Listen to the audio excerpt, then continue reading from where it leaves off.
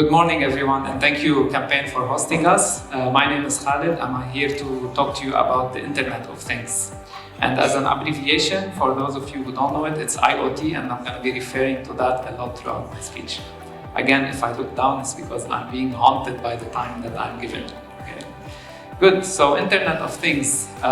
For those who don't know, Internet of Things are any device that is connected to the Internet and relies on a sensor to actually generate contextual data in the ecosystem that is being put into. At the same time, IoT is the future of how we see technology coming into the lives of every person and every single individual in 2020. But like any other predictive modeling exercise, we need to know a little bit about the history of IoT to be able to know where we're heading in 2020.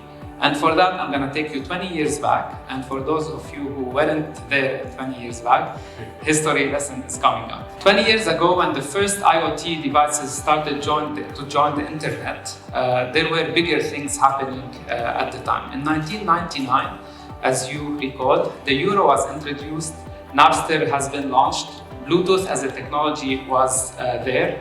Everybody was freaking out about the Millennium Bug, and definitely my favorite Star Wars episode launched in 1999.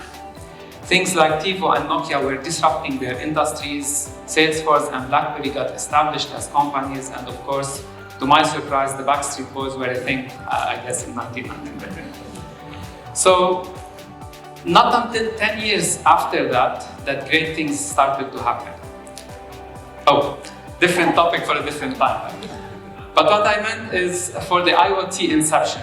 In 2009, when 4G came to play, it became the enabler of how IoT started to scale up.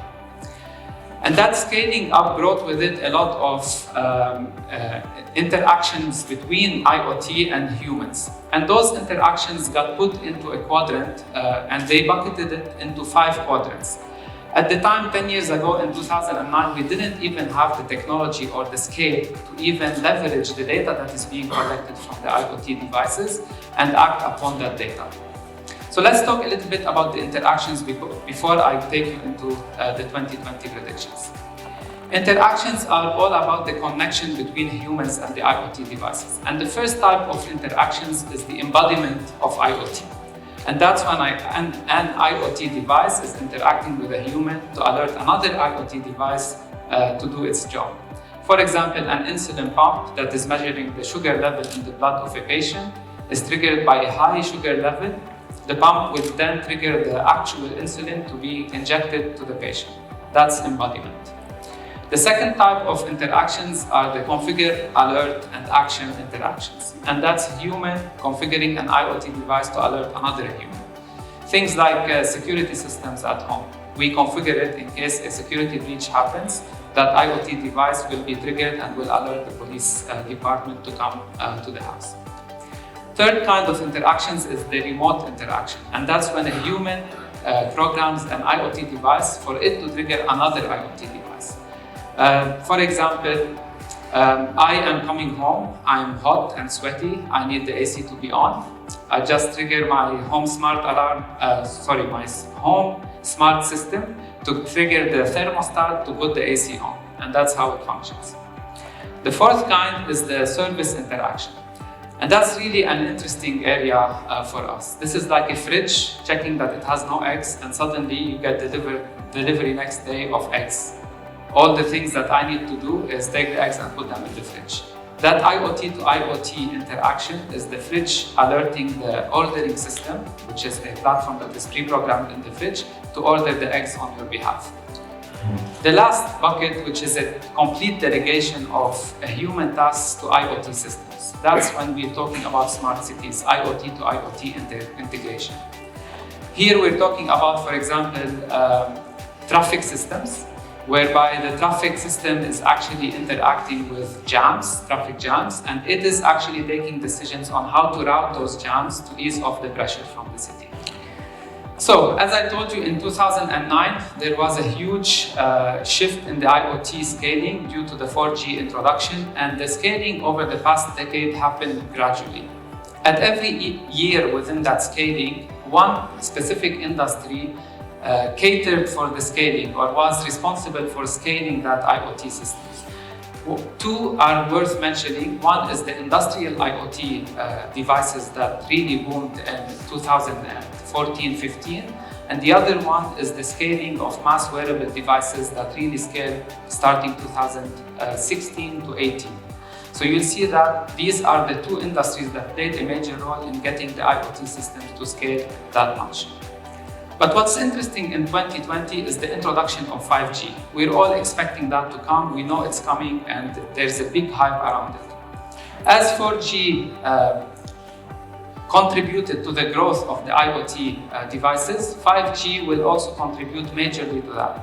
What we are predicting is an exponential growth. It's no longer going to be a growth at the same level. We're predicting to have around 70 billion devices in 2020 to be enabled as an IoT device on the network of 5G.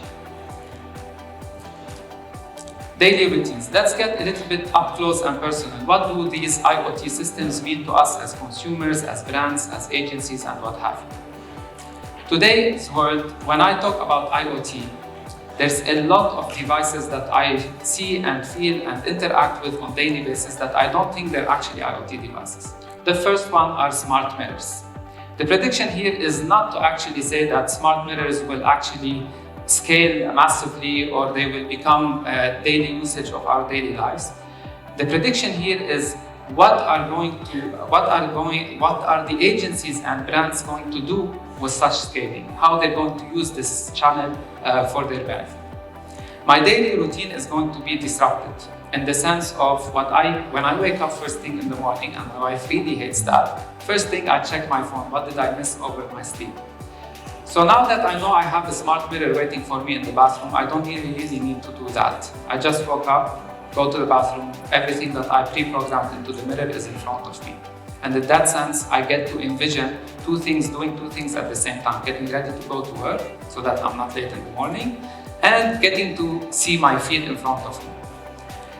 This is going to disrupt our industry in two ways. The first thing is allowing the agencies to go beyond the normal advertising means, meaning I'm going to have 3D animations, 3D interactive apps being enabled by such devices to give consumers a little bit of an insight of how they can interact with their favorite brand. Imagine in the morning you want to color your hair. You just click a button and, for example, Colistan is giving you the hair colors that you want. You try it digitally, and then if you like it, you go to the salon to actually get that hair color. Alike, businesses and brands need to be present in every single way of the step of this specific channel. However, they don't need to be intrusive in the way they do it. And that's where we start seeing the collaboration between the partners, the tech partners that are enabling such channels to happen, the tech partners who are developing apps for such channels, and then the brands who want to integrate with those apps in 2020.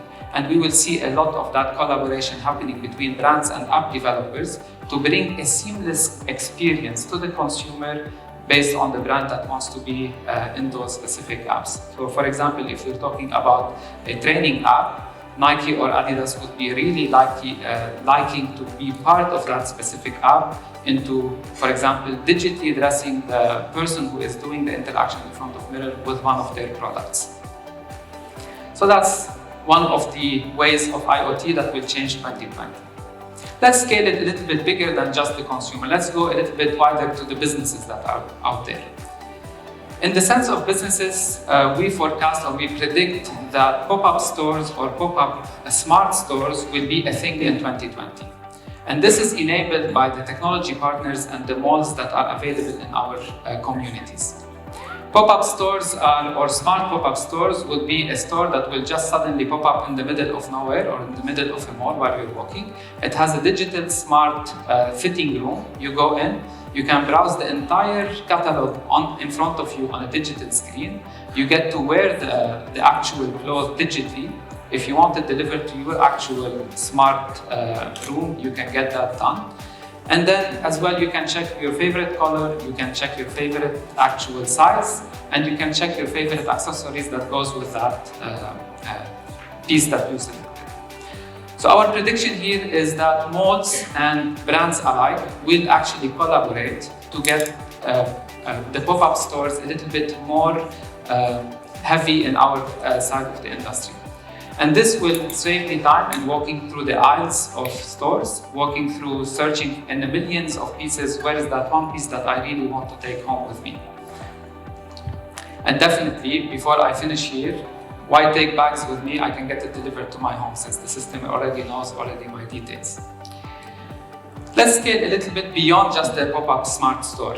Communities. We all know we live in an area where communities are built around malls. I take my family to the mall to actually interact, have lunch, have fun, go to a amusement park within the mall as well, like a Magic Land or what have you, have skiing in the mall, enjoy a cinema movie, and all of those areas are within a small community called the mall. What we predict in 2020, the usage of beacon technology within the mall will be a thing. Malls need to start giving a value propositions to businesses to grow their business beyond what they can currently do. This beacon technology is going to be implemented around the malls, and as soon as I enter the mall as a human being, I am already classified based on my intent and behaviors what kind of an individual I am. And I am sent to a bidding platform whereby all the businesses within that specific mall can bid for my time. Let's say I have up to 5 messages within the hour when I'm in the mall. I can get up to 5 customized offers that can be sent to my phone, pulling me towards a specific offer or a specific store within that specific mall. This is leveraging both the IoT system that is capturing me across moving within the mall and the CRM data that is collected between the mall and the stores that are available within that mall. And then the value proposition of that specific technology that will boom in 2020 is actually getting you to the exact specific offer and the exact specific product that you are looking for, giving you a preview of all the actual reviews that has happened on that specific product with all the other people that have reviewed that product. Home economics. We all are aware of how much economics is gonna be hitting us hard in 2020. We all are aware of how we want to take our lives to a healthier lifestyle, and we all want to actually trim down food wastage. One of the main things what IoT will bring are the smart kitchen. And the smart kitchen is going to boom. Why? Because there are a lot of actual people or brands in the back end really investing heavily into making sure that their appliances are smart, connected, and delivering that seamless interaction between a human kitchen and the food that we cook. Imagine I'm asking my fridge, what is expiring today, and my fridge is answering me back. That is hitting food wastage is gone. Imagine I'm asking my oven, what kind of recipe do I need to get a healthy chicken out of the oven door? And the actual oven is telling me the recipe and asking me, you don't have currently, for example, carrots in the fridge, do you want me to order that for you? These are the kinds of things that 2020 will bring. At about Q3 or Q4 in 2020, we'll start seeing more and more of those devices and that interaction happening between consumer, appliance, and the supply chain. The frictionless experience, and we all talk about delivering a frictionless experience to our consumers. This is the holy grail of marketing. The frictionless the experience it is, the more interactions you get from your consumer. The more complex the UX is, the less experience, the less engagement with the consumer you will get. The frictionless experience is gonna come back. And that is gonna come back in the sense of dash buttons. The dash buttons were there for ages, but they didn't really scale much. Why? Brands at the time, they didn't really have an interaction or have a proposition on the e-commerce sites or the e-commerce platforms. And as soon as we're starting seeing a lot of those brands becoming engaged with the e-commerce platforms, we're gonna see the comeback of the dash buttons. What's better than instant gratification for the consumer? You program it once and you put it. Once you need it, you click it, it's delivered the next day. And this is the kind of a frictionless experience that the IoT devices will bring to our lives and to our daily experience within the ecosystem that we live in. Finally, I'd like to put a final statement to IoT. For us, IoT is all about that frictionless experience. And for me, it's specifically about how do we engage brands, consumers, and smart cities to come together and collaborate around a single purpose. And that's the betterment of human lives. We will see more collaboration happening between governments, brands, businesses, entities, consumers, to bring that frictionless and ease of use of technology to make your life easier. Just now, before I came on stage, literally that was not part of my script, I was told that somebody experienced the SPS, I guess, the Smart Police Services. I'm not sure if you've experienced it yet, but I'm really eager to go and test it. Somebody just went to the police station, a smart police station. He had no interaction with no individual. They just put their Emirates ID there and they got to do all what they required from an NOC, from a no objection notice, from things like, for example, police reports, all of that in one single place, and with the ease of use of one single machine that is available for you 24/7.